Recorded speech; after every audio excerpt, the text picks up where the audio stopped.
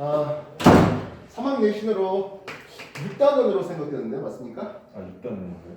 5단. 5단원입니까? 네. 5단원 생식과 유전.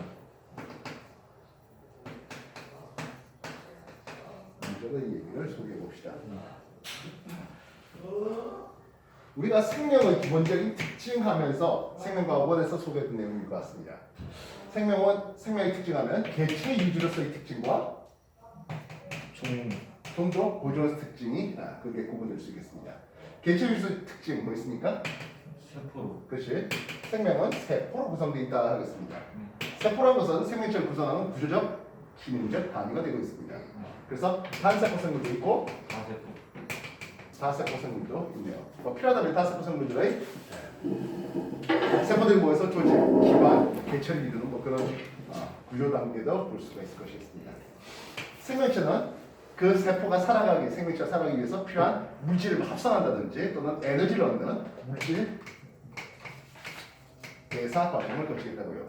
생명체에서 일어나는 일련의 화학 반응, 효소가 관여하는 반응이 물질 대사가 되겠습니다. 세 번째, 자라야 되겠죠. 발생과 생장. 네 번째, 외부 자극이 온다면 그 자극에 대해서 반응을 할 수 있고요. 다섯 번째, 체온이라든지 혈당 이런 것들을 일정하게 유지하는 항상성 조절도 볼 수 있겠습니다. 자기 혼자 젊은 자세다가 깨 죽어버렸다. 그 생명이죠. 다음 세대를 만들고 싶어 한다고요. 자기 유지자 다음 세대에 넘기라고 했다고요. 그래서 여섯 번째, 생식을 통해서 유전을 볼 수 있겠고요. 7번, 그런 환경이 점점점 변화되는, 예를 들어서 점점 건조해졌다 또는 점점 더워졌다. 이런 환경에 맞춰서 적응, 진화하는 과정을 보겠습니다. 오늘 생식과 유전에서 첫 번째 단원이 뭡니까 하면은 발생의 단원이 나올 것 같습니다. 맞습니까? 네, 맞습니다. 첫 번째 단원이 뭐예요? 생장과 생식. 생장과 생식. 생식이 첫 번째 단원으로 소개되고 있습니다. 두 번째 단원, 세 번째 단원 뭐또 있겠습니다만요. 생장이라는 이름을 썼네요. 생장. 생물이 자란다는 얘기죠. 발생과 생장은 어떤 차이가 있습니까? 왜냐하면 발생은 사람의 이제 발생에 대한 내용이 아마 소개되고 있어요. 네. 발생은 수정란으로부터 기관의 분화가 일어나는 게 발생이었다면 이제 어린 개체가 큰 개체로 가는 게 생장 되겠습니다. 이해됐습니까? 그 다음에 이 생장을 하는데 요만한 개체가 이런 개체가 되겠답니다. 세포 하나가 이만큼 커졌다. 뭐 될까요? 체세포. 그렇진 않습니다. 세포 하나가 이따시로 커지게 볼 수는 없다는 거죠. 즉 우리가 단위 부위당 표면적의 비율을 보는데요. 물질 대사를 하기 위해서는 필요한 물질을 들이고 화학 반응을 시키고 필요 없는 물질을 내보내야 되지 않습니까? 그게 다 세포막을 통해서 물질이 이동을 하게 되겠습니다. 단위 부피당 표면적의 비율을 볼 때 작은 세포 여러 개가 있는 게 훨씬 더 효과적이라는 거죠. 즉 작은 세포 하나가 이만한 큼지막한 세포로 자라는 게 이게 생장이 아니란 거죠. 작은 세포들이 어떻게 된다고? 좀 커진 뒤에 분열을 하고 이것들이 또다시 커진 뒤에 또 분열하는 이런 과정을 보게 되겠다고요. 생장하기 위해서는 세포 분열을 통해서 세포 수를 늘리는 거죠. 즉 몸집이 여러분들 어릴 적에 몸집 작았던 갓난아기부터 지금까지 된 거는 세포의 크기가 커진 게 아니라 세포 수가 늘었다고요. 그래서 생장에서 경우에 체세포 분열을 통해서 세포 수를 늘리는 과정을 볼 수 있겠다는 겁니다. 이해됐습니까?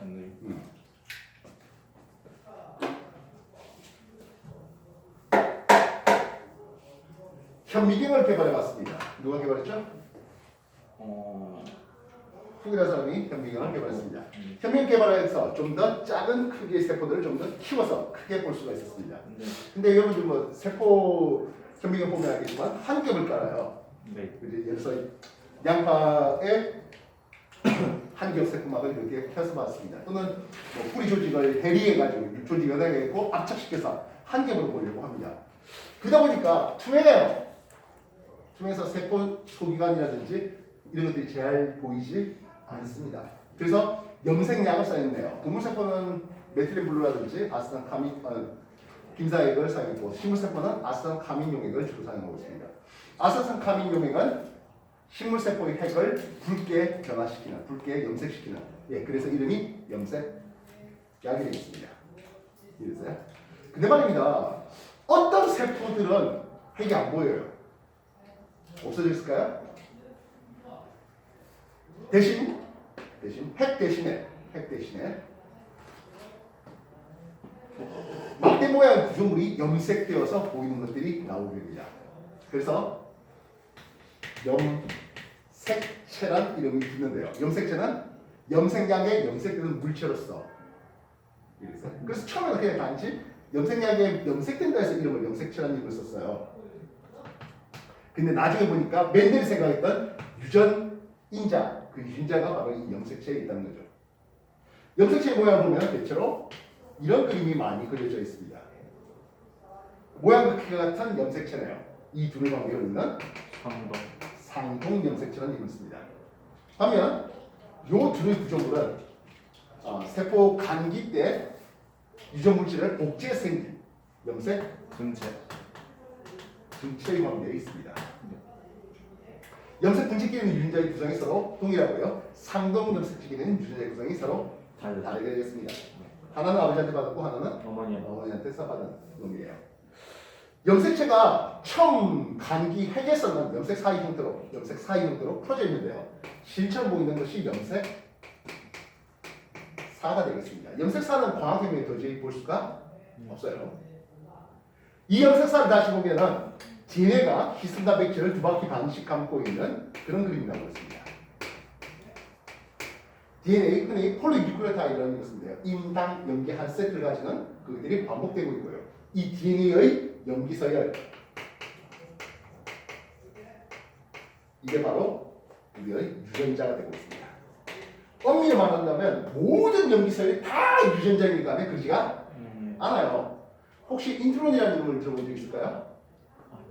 우리 유전자들 중에서 단백질 합성에 관여하지 않는 더미 유전자가 인트론이 되어 있습니다. 인트론이 훨씬 많아요. 실제 단백질 합성에 관여하는 엑선보다는요. 그래서 간기 때는 염색사의 형태로 풀어져 있다가 분열기 때 응축되어서 염색 체의 형태로 우리가 관찰할 수 있다는 겁니다. 이해됐습니까? 우리가 철세포 분열을 관측하면요, DNA 상대량에 대해서, 근데 DNA 상대량을 보통의 염색 등체의 수에 비례한다고 볼 수도 있겠죠. 이런 그림이 그려지게 됩니다. DNA 상대량이 2, 4, 2 되겠네요. 우리가 세포 주기라고 해서 보면요, 세포 분열이 일어나고 있는, 즉 핵이 안 보이는 것을 우리는 라제움 분열기라는 것입니다.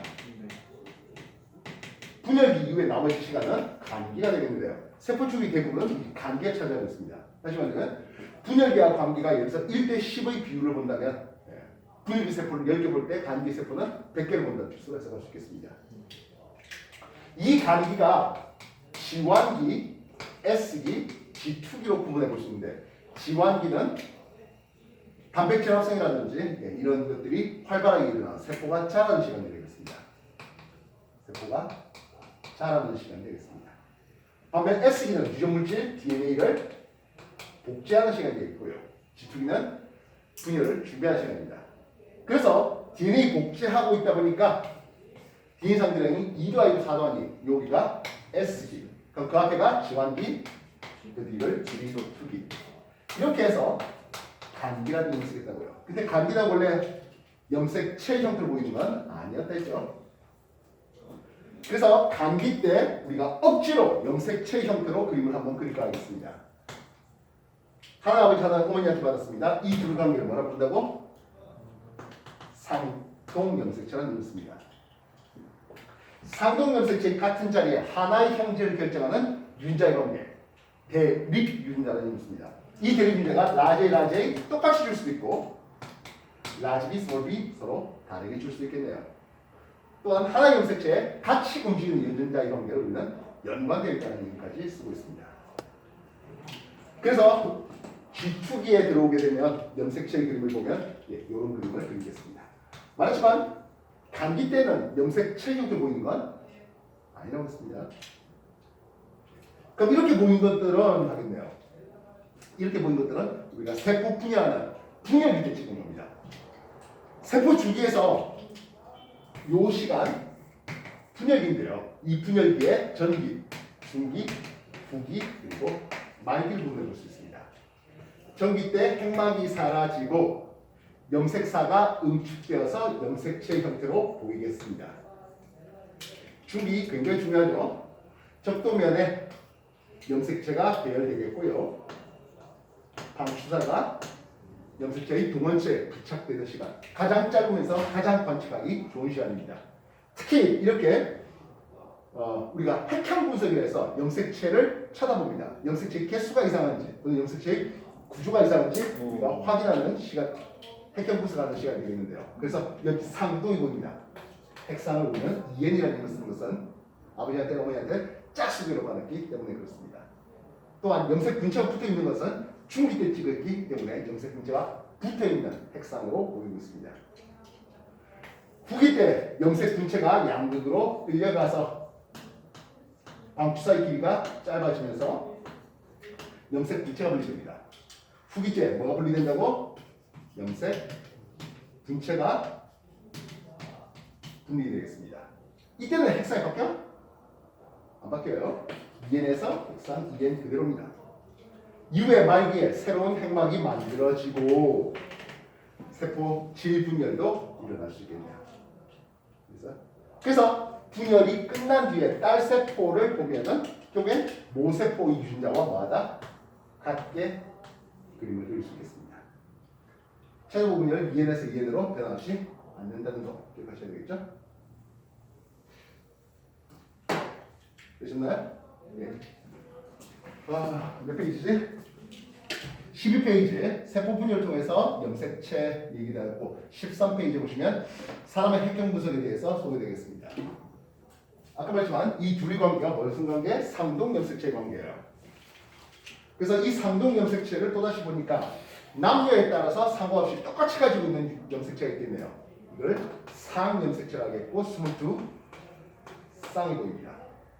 반면 남녀에 따라서 성에 따라서 다르게 가진 것은 성염색체라는 이름을 씁니다. 성염색체는 남자에 대해서 XY, 여자에 대해서 XX로 있습니다. 사람의 유전자가 대략 한 25,000개 정도 되는데요. 사람 염색체가 23쌍, 사람은 EN 이퀄 46대국인데 23쌍의 염색체의 유전자가 나눠지다 보니까 하나 염색체당 평균적으로 대략 1000개 정도가 같이 따라 움직입니다. 하나 염색체에 1000개 정도 유전자가 같이 움직입니다. 그게 연관되어 있다고 하겠습니다. Y 염색체는요, 꼴랑 81개의 유전자만 가지고 있습니다. XX는 당연히 상동이죠. XY도 상동이니까 아니. XY는 상동 염색체로 칩니다. 엄마야. XY는 상동 염색체로 칩니다. 없어요. 모양 크기가 분명히 다른데요. 심지어 안에 들어있는 유전자의 종류도 전혀 다르죠. X 염색체는 생명에 관여하는 유전자가 들어있습니다. Y 염색체는 그하고 상관이 전혀 없어요. 그런데도 불구하고 상동으로 치는 것은 우리가 감수분열, 생세포 분열, 감수체 1분열 전기 때 상동 염색체가 접합하는 일이 벌어집니다. 이가 염색체를 만드는데요. XY 염색체가 서로 붙어요. 네. 그래서 상동으로 치겠다는 겁니다. 알겠습니까? 그래서 남자도 상동 염색체는 23쌍을 가지고 있다. 이렇게 해야겠습니다. 이해됐습니까? 페이지 12페이지, 13페이지 조금 더 넘겨볼까요? 체세포 분열, 세포 주기하고 체세포 분열 관계 14페이지까지 소개되겠습니다. 정리해 주십시오.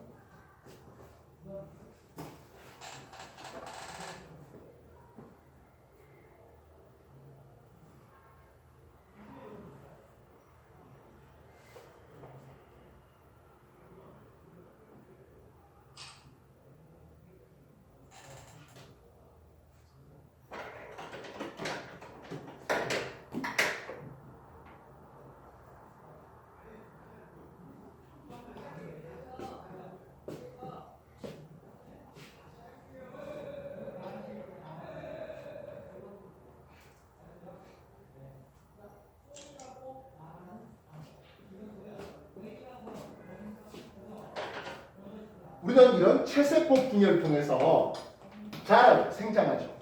그거 말고도 다친 데가, 예를 들어서 상처난 데가 메꿔지는 재생을 한다든지. 그리고 아예 단세포 생물은 체세포 분열 자체가 생식될 수 있겠네요. 단세포 생물은 세포 자체가 나눠지는 게 되겠습니까? 아까 우리가 세포 분열을 하는 목적이 뭐였습니까? 했어요. 세포가 살아가기 위해 필요해서 필요한 물질을 들이거나 내놓을 때 세포망 쪽에서 이동한다 했습니다. 그래서 단위 부비당 표면적인 비율을 높이기 위해서 큰 세포 하나가 아니라 작은 세포 여러 개로 이렇게 한다 했잖아요. 장점만 있을까요? 그렇게 세포 분열을 해서 다세포가 되는 장점만 있을까요? 분명히 단점도 있겠죠. 어떤 단점이 있을까요? 어떤 단점이 있을까요?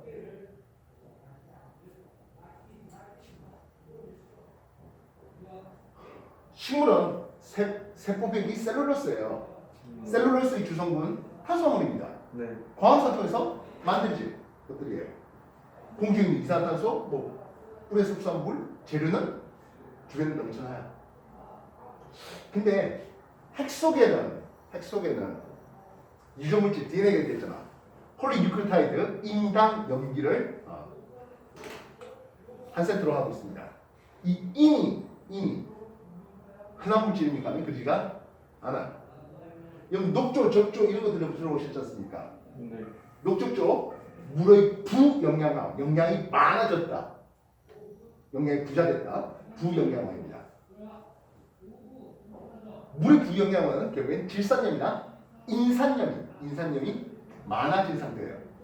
근데 그렇게 했을 때 아까 말했던 녹적조 생물들이 너무 번창해서 오히려 물속 생명들을 다 말살시키는 그런 과정이 나오고 있거든요. 요번에 며칠 전에 기사인데 이제 경북에서 수돗물이 당연히 무수 투명해야 되잖아요. 네. 근데 그 안에 필터에 녹색으로 쫙 됐더라고요. 녹조? 녹조가 그 수돗물을 타고 넘어온 거죠. 라떼다 라떼 녹조. 녹조 라떼로 변홍사를 하더니 이제 녹조 라떼를 수돗물로 마시는 또는 이제 샤워해야 되는 일이 벌어지고 있는 게 그런 거네요. 와. 정말 싫다. 소백산맥 안쪽이에요.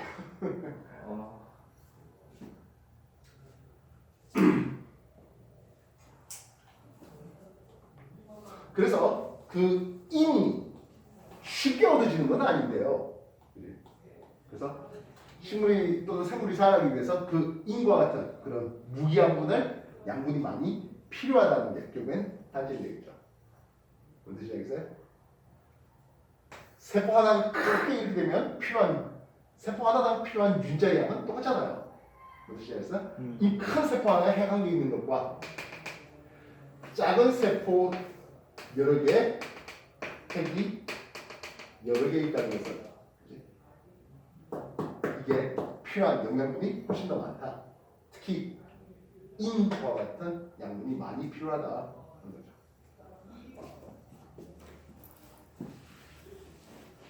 이해됐어요? 정리해 주십시오. 뒷페이지 넘겨보시면 16페이지, 17페이지 한번 살펴볼까요? 여기 생세포 분열이네요.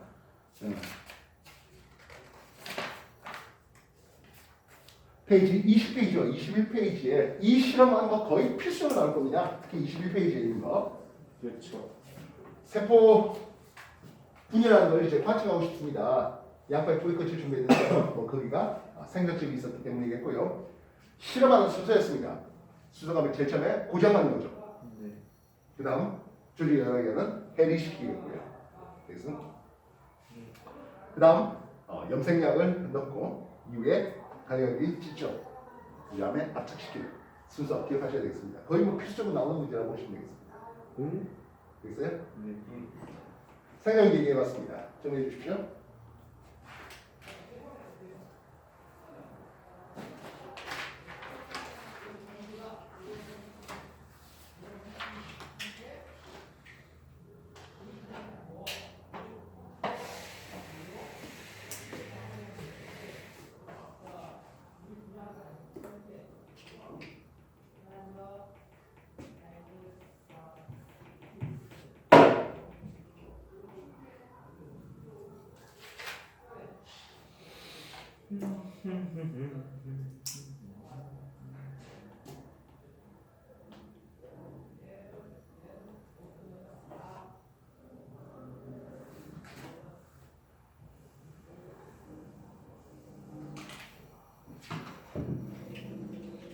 근데 네 번째 잘 먹고 잘 살다가 꽤 죽어버리면 그 생명 아니겠잖아요. 다음 세대를 이어나가야 되겠습니다. 그래서 이 생식은 크게 무성 생식과 유성 생식으로 구분되고 있습니다. 당연히 사람 같은 경우에는 이제 유성 생식, 즉 생세포 정자인 난자의 조합을 통해서 다음 세대를 이어나가는 거죠. 무성 생식은 어떤 종류가 있을까요? 어떤 타입들이 있을까요? 무성 생식 타입은 큰 세포가 작은 세포로 단순하게 나눠지는 이분법. 요정법에는 이분법을 분열법이라는 이름을 쓰기도 하거든요. 그래서 큰 집시벌레 한 마리가 작은 집시벌레 두 마리를 만들어요. 주로 단세포 생물들이 이게 당연히 이분법으로 하고 있습니다. 근데 이분법은 요 놈이 나눠졌을 때 누가 부모인지 자녀인지 알 수 없습니다. 반면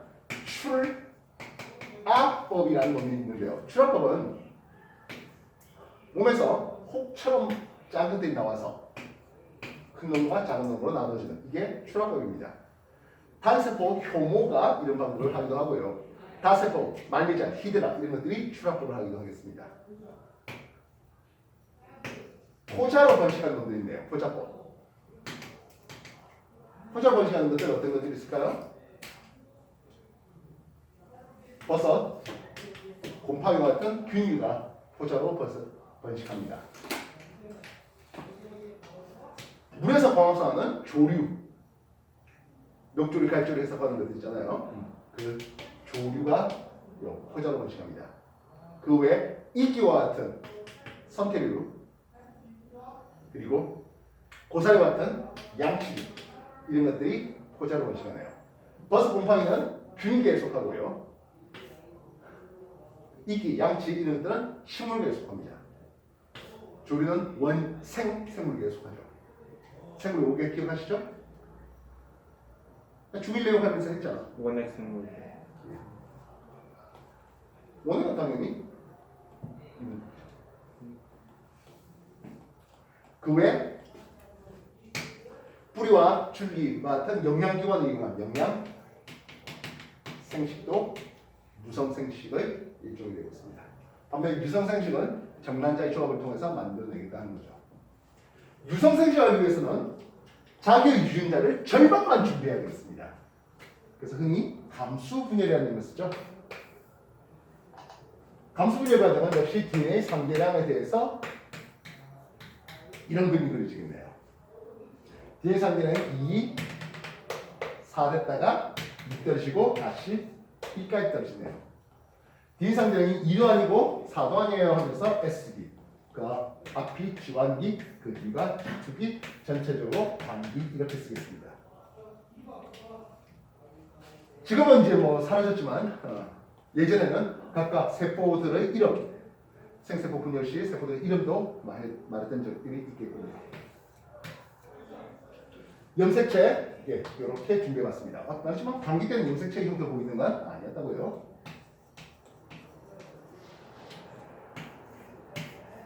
감수체 1분열이군요. 감수체 1분열에서 전, 중, 후, 말 보도록 하죠. 감수체 1분열 전기 핵막이 사라지고요. 염색사가 응축되어서 염색체 형태로 보이는데 일반적인 체세포 분열과 달리 상동 염색체가 서로 접합하는 이가 염색체 또는 4분 염색체 형태를 이루는 게 감수체 1분열 전기 때입니다. 중기 때 적도면에 이가 염색체가 배열되겠네요. 감수라도 되고 후기 때 양쪽으로 상동 염색체가 끌려가는 것을 그래서 상동이 분리가 되는 게 감수체 1분열입니다. 그래서 감수체 1분열 결과 만들어진 딸세포는 이제 더 이상 상동 염색체가 아니죠. 아까 한 개씩 나눠졌으니까. 그래서 핵상이 2n에서 n으로 줄어들게 됩니다. 멘델이 유전 법칙을 연구하는 과정에서 유전 인자라는 게 있는데 쌍으로 있다가 생세포 만들 때 나눠가지고 그리고 그 새로운 유전 인자의 조합을 통해서 다음 세대가 이어간다라고 했던 그 멘델의 것을 생세포 분열결과 염색체가 나누어지는 이 패턴과 똑같다는 거죠.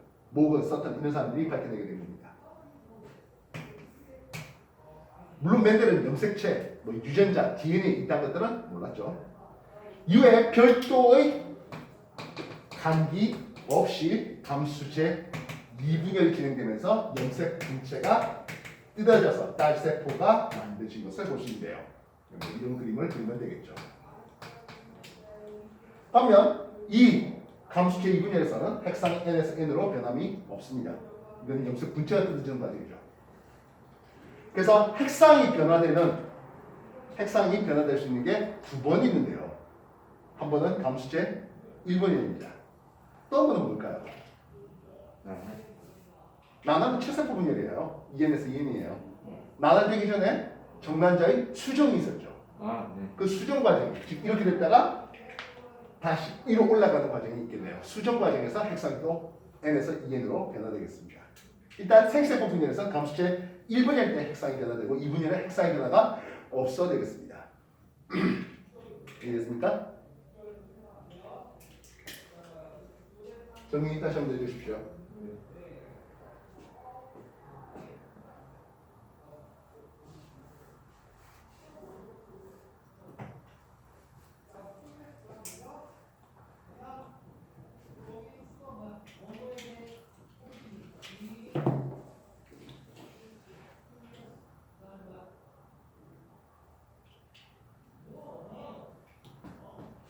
나중에 생투에 들어가면 이끼나 양치류, 선택류, 양치류 이런 것들이 우리가 이거는 무성생식이라는 썼다 했는데요. 실제로는 이제 유성생식으로 소개되는 내용들이 나오게 됩니다. 나중에 유자의 교환이 있는 시간들이 나오게요.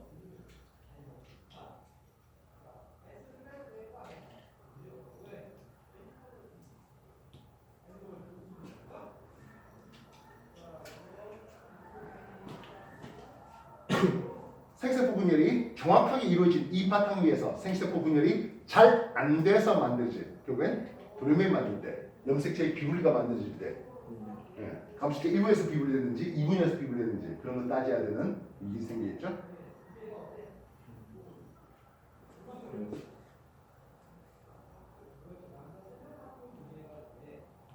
자, 이제 남은 게 사람의 생식기관인 것 같습니다.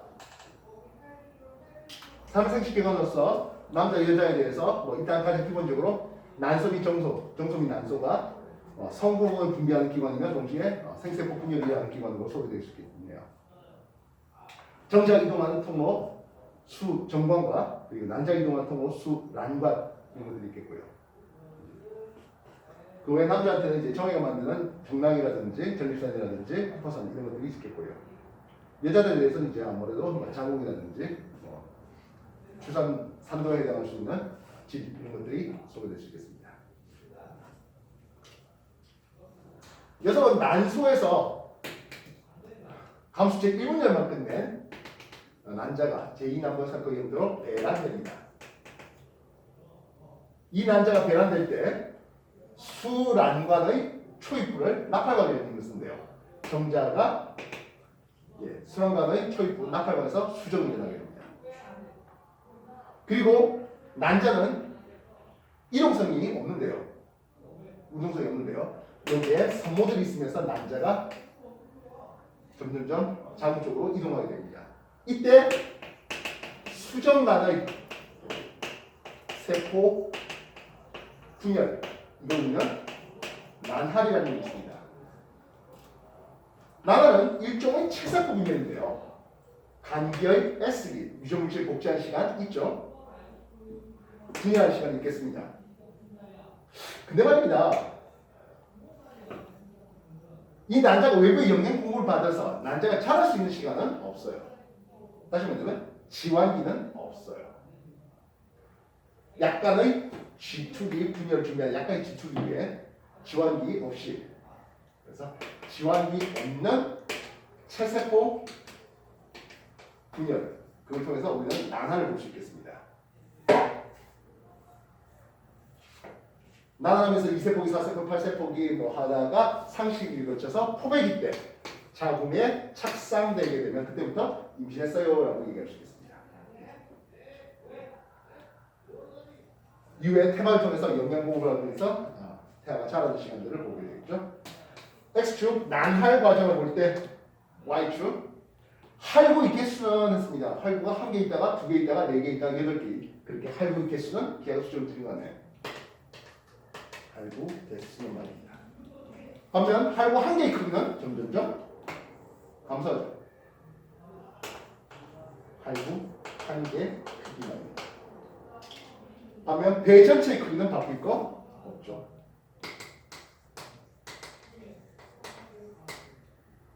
수용한 전체의 크기는 바뀔 거 없습니다. 이해됐습니까? 나날 과정 18페이지, 19페이지까지 해서 다시 한번 정리해 주십시오.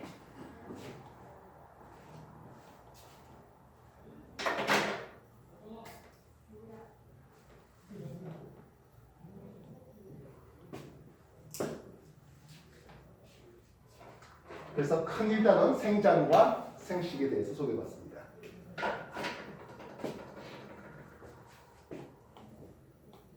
탈리도마이드라는 약물을 혹시 들어본 적 있을까요?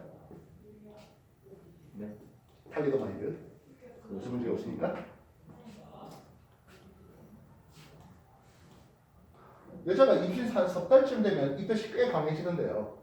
그때 그 입덧을 완화시키는 물질이 탈리도마이드예요. 그런데 그 약물이 혈관 생성을 억제해요. 그래서 그 약물이 태아로 넘어가서 태아가 팔다리 만들어질 때 혈관 생성이 잘 안 돼서 팔다리가 짧거나 아니면 아예 없는 기형아가 만드시는 경우들이 종종 있습니다. 꽤 있습니다. 당연히 이제 임산부한테 쓸 수가 없고요. 대신 최근에 와서는 이제 항암제의 역할, 이제 암세포가 자라려면 혈관 형성이 암세포 쪽으로 이루어지게 되거든요. 그것을 억제하는 용으로 또 주목받고 있다고 하네요.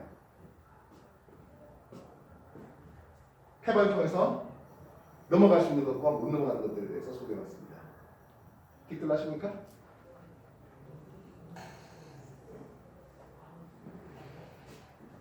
태반을 통해서 모체 쪽에서 태아로 넘어갈 수 있는 것, 산소, 영양소 넘어가야 되겠죠? 네.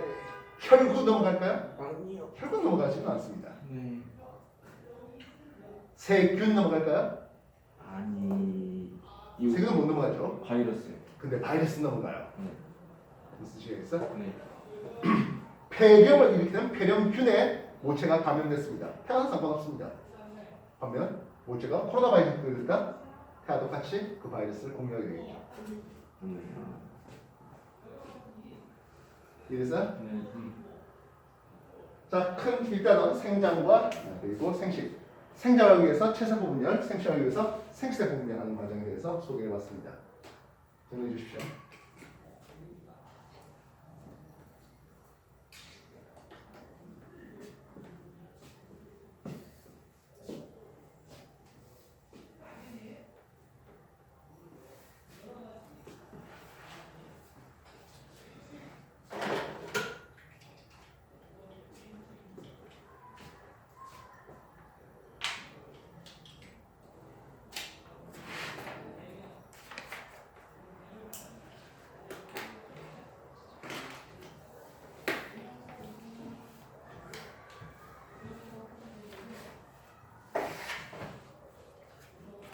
자, 우리가 큰 1단원으로서 생장과 생식을 소개했다면 큰 2단원이 바로 요 유전 또는 유전 법칙을 보고 있어야 합니다.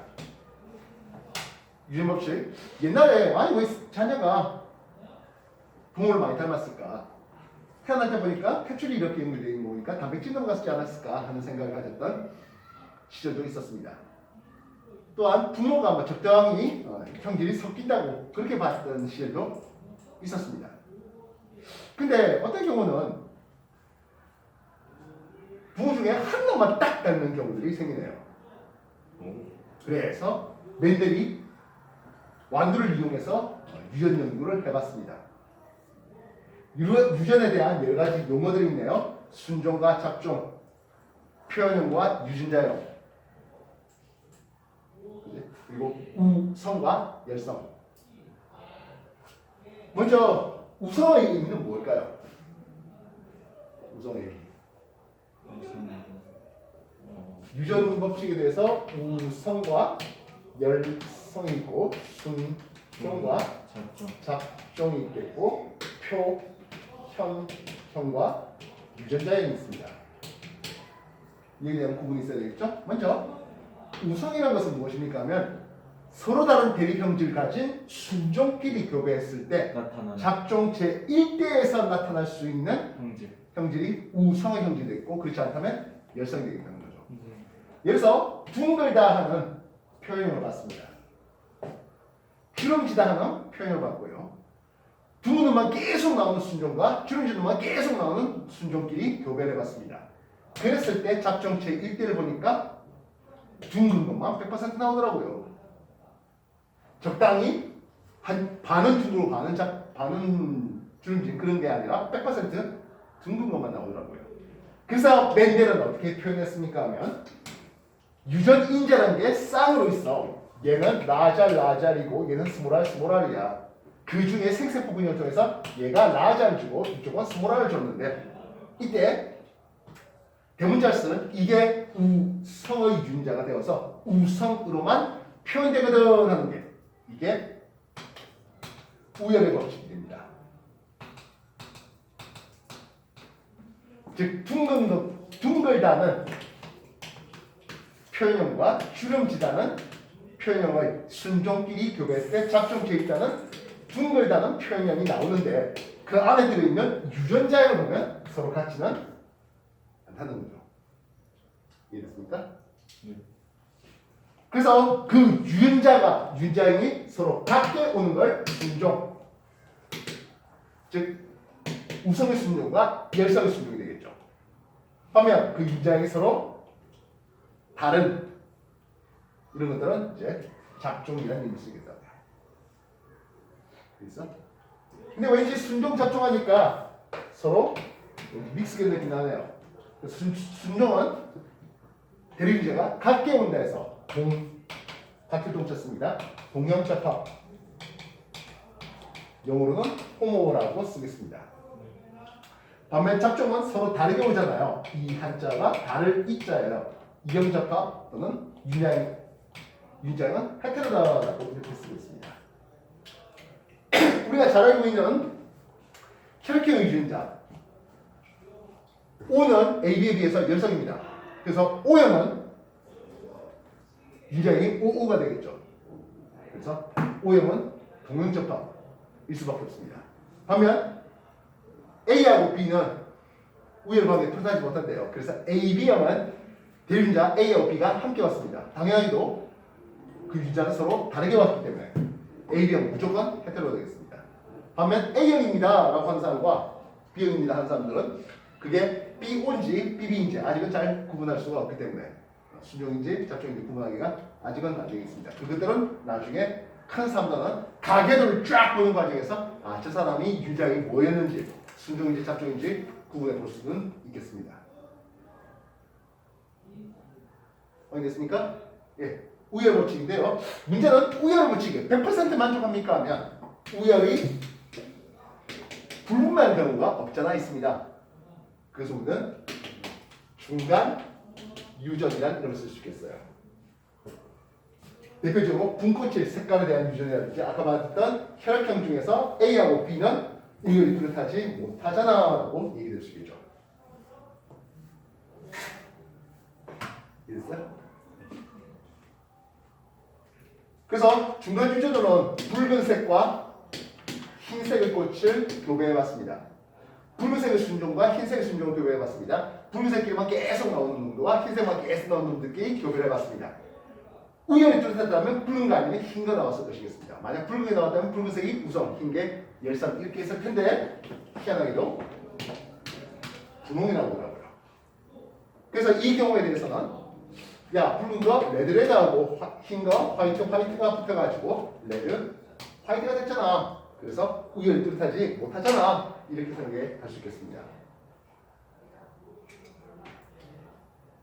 메델의 두 번째 법칙은 분리의 법칙입니다.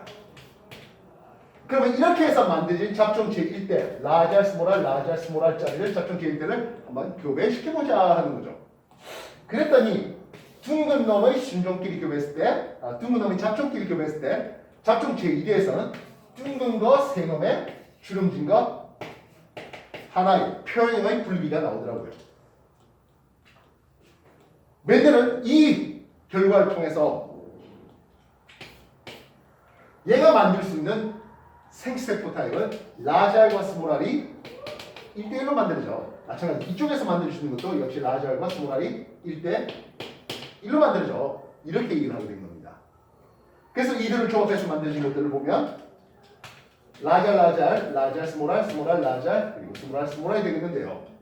그러면 둥근 놈이 세 놈, 주는 놈이 한 놈. 그래서 잡종 제1대에서 안 보였던 것이 잡종 제2대에서는 나오는 것을 볼 수 있겠다. 이해됐습니까? 이 분리 법칙은 항상 성립합니다.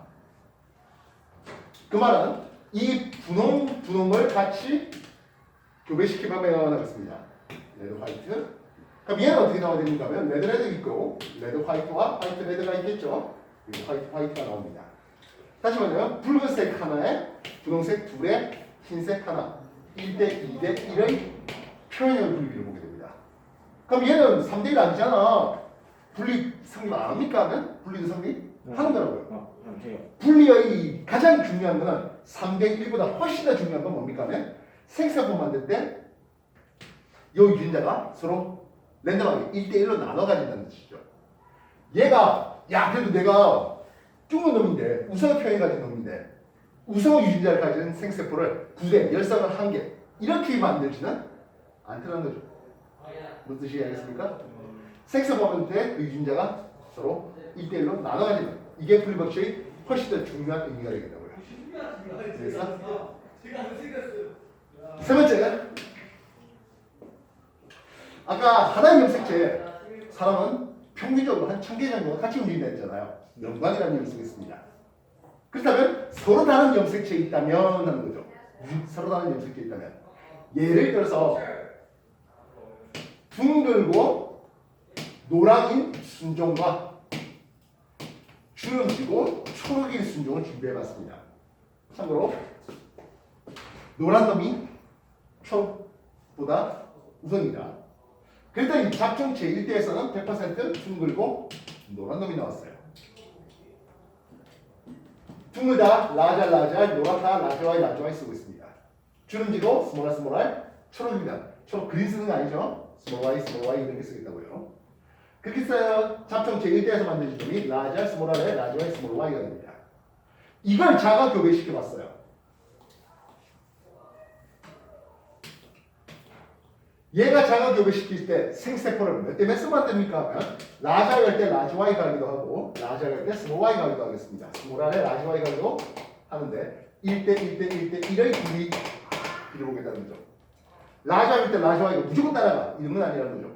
그렇게 따라가는 것은 예를 들어서 같이 따라 움직여서 요놈이 1대 0대 1로 하면 그때는 독립이 되지 못하는 연관되어 있다 하겠습니다. 세 번째는 우리가 독립의 법칙으로 소개되는데요. 독립법칙이 되기 위한 필요 충분 조건입니다. 관심 있는 유전자가 서로 다른 염색체에 있으면 동시에 움직이게 됩니다. 그럼 이쪽도 역시 자가교배 역시 라자 Y, 라자 스몰 Y, 스몰 R에 라자 Y, 스몰 R, 스몰 Y가 역시 1대 1로 만들어지겠죠?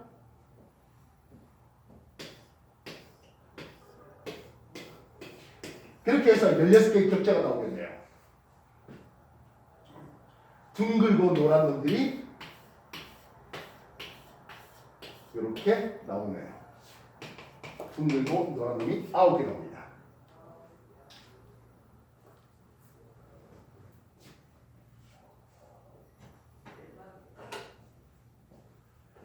라잘의 small y입니다. 라잘 둥글지만 small yy 초록입니다. 새놈 나옵니다. 둥글지만 초록인 놈이 3개 나오겠네요. 다음 좀 어떻습니까? 근데 small r의 large y입니다. small r 주름지고 large y 노랗습니다.